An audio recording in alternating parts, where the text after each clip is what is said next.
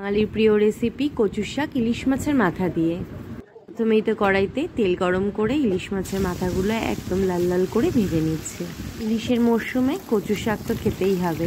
তো মাথাগুলো ভাজা হয়ে গেছে, এবার একটা ফোড়ন রেডি করে নিয়েছি।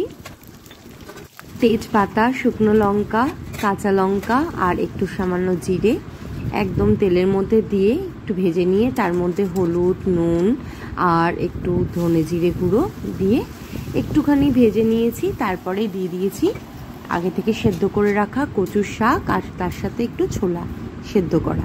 ভালোভাবে নেড়ে চেড়ে বেশ অনেকক্ষণ সময় নিয়ে কচুর শাকটা রান্না করতে হবে। জলটা একদম যাতে শুকিয়ে গিয়ে কালারটা চেঞ্জ হয়ে যায়। তার মধ্যে কিছুক্ষণ নাড়াচাড়ার পরে আমি এখানে মিষ্টি আর স্বাদ মতো নুন অ্যাড করে দিলাম। তারপরে দিয়ে দেব ইলিশ মাছের মাথাগুলো।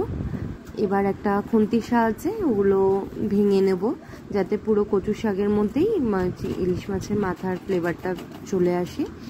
আরও কিছুক্ষণ নাড়াচাড়া করে নেব, একটু তেল ছেড়ে আসলে তারপরে এটা নামিয়ে নেব। ব্যাস, আমার কচু শাক রেডি হয়ে গেছে। এবার টেস্ট করার পালা। এতে কিন্তু ভারী মজার হয়েছিল। তোমরা কচু শাক কীভাবে বাড়িতে করো সেটাও আমাকে একটু জানিও। আর ভিডিওটা ভালো লাগলে লাইক করো, আর আমার চ্যানেলটাকে প্লিজ একটু সাবস্ক্রাইব করো।